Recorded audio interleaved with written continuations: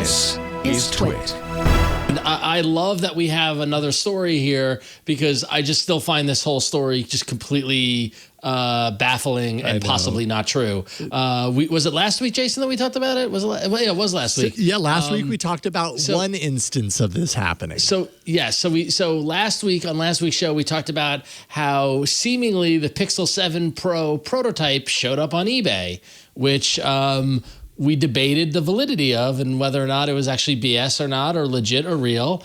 And now here we are a week later, and yet another Pixel 7 Pro prototype has appeared online in Reddit. This is like a crazy wall of connecting social media websites. So it appeared on Reddit because someone claims they bought it off of Facebook Marketplace. It was listed there as a Pixel 6 Pro without a box, and they were able to use the phone for 3 weeks. The phone had been running fine up until a few days before articles were written about it, and Google had remote wiped it.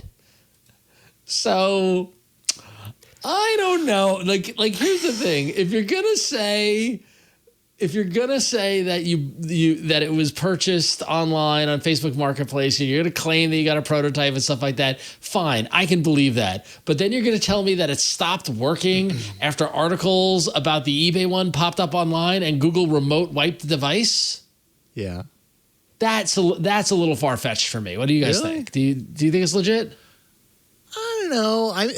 The more I think about this, the more I'm like, why? Like, I understand, and I know I've probably sat on both sides of this debate, and the debate being, does Google or do companies do this purposefully? I'm sure some of them do.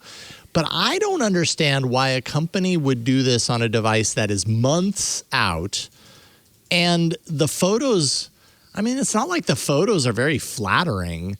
Like, I don't know. If you're a company and you've created this thing and you're really proud of it, are you really going to seed out really crappy looking photos of this device and let those be the hero images for months on end? Like, right. I mean, I guess it's playing the game potentially, but I don't know. I kind of believe that this happens. I don't know, but I don't understand how. I really just don't understand how something like this does happen. I mean, is the manufacturer or fabricator, whatever the prototypes, really just like are those prototypes not under lock and key? Yeah, and control? totally. They're just, I don't get it. And accounted for by serial number, and you're going to tell me that Google has the technology to identify a Pixel 7 somewhere on the network and reach in and remote wipe it? Well, like, that doesn't bother anybody? Like, can they do that to any of our phones? Yeah. Well, that's a good question. I can understand why they would be able to do that with a prototype, though. You know what I maybe. mean? Like, maybe. Prototype. I just find this all very fishy. What do you think, Huyen? I don't know what to think. I mean, I understand that the manufacturing is quite removed from Google itself. This just feels so. It's just so weird. I don't know. When I try to, like, actually I was listening last week and I was actually thinking, how does this happen? Yeah. And the only thing I could come up with is some kind of Fast and Furious style, like, heist where they like jump out of a plane and, like jump on the person carrying the prototype from like building A to building B. Yeah, at, the prototype research. Occam's razor would state that you're probably right. That's the simplest thing that could possibly happen. Yeah. I don't know what people get out of this. Like, I understand that, all the leaks and everything that happen. I think we always have, I think, like, especially in this space, there's always a lot of great buzz and discussion about the devices. And I can't help to think that even just, what's that phrase about there's no such thing as bad publicity? I don't really think that's true, but I do think that people talking about your stuff right before it comes out does keep it in the consumer awareness. For sure. But as you were saying, this is months out. This is not actually it's not like flattering. It's not like someone found it at a restaurant and, like, relatively speaking, that's kind of a funny, interesting story. This is like, somehow I got on the, it's kind of embarrassing is what it is. It for is. a company of Google's size, for this to happen with a product that is literally like 6 months away. It's embarrassing. It's like, okay, well, Google really doesn't know what they're doing if they can't control these devices.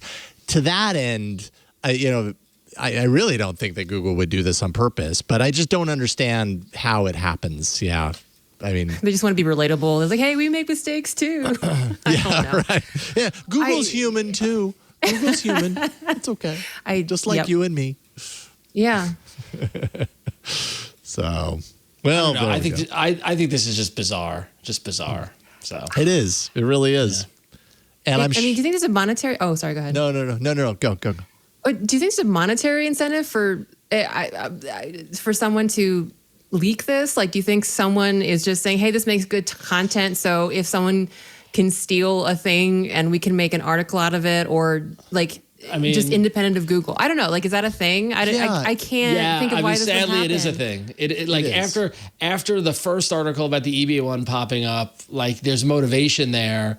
But then again, I don't know what the motivation is. It's just bizarre. It's just the whole thing's bizarre. Yeah, I mean, I actually read a. God, I'm trying to find it right now, but I don't know if my Google will allow me to. But I read a post on Reddit, which was like a PSA around like if you happen to come across something like this, here are the things that you do and do not do, because if you don't do these things, then Google can identify you and do things like wipe the device before it can get to, a journalist that can, proliferate that information and everything like that.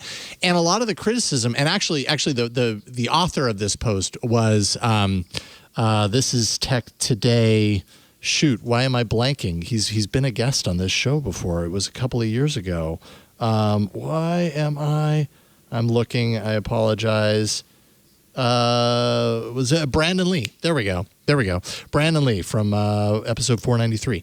Anyways, he was the author of this Reddit post because he's posted a lot of leaks here and there, and so he posted basically saying like, look, if you end up getting these phones and then you go onto a social media site with your handle that's easily identifiable to you, do all these things, it's going to make it easier for a company like Google to know exactly who has it. Potentially they come after you, or they show up at your door to get the prototype back, or they know kind of roughly where the location is, and then they can kind of triangulate and know, okay, well, where was the source of it? If these are appearing here, then the source might be over here, and they can like target all of those prototypes and remote wipe them, and so then you're out of luck. And some of the criticisms in the Reddit post were like, and one of his points also was like, and whatever you do, don't sell this, because then you're potentially breaking a lot of rules and potentially the law, and Google can come after you. But a lot of people took him to task in the comments saying, well, wait a minute, what you're saying is, don't be motivated by money if you come across one of these things and sell it. Give it to someone like me so that I can put it out on my video channel and I can profit off of it. Yeah. And I don't know that was necessarily Brandon. Like, I don't know. I haven't talked to Brandon in quite a long time, but I don't know that was necessarily his intention. But it is kind of a double standard there to say that, and like I don't know how that works in the rules of all things. I mean, a journalist is a journalist, and so they're given a lot of leniency as far as like reporting on a prototype if they get their hands on a prototype, I guess. But I don't know, kind of tied in with what you were saying.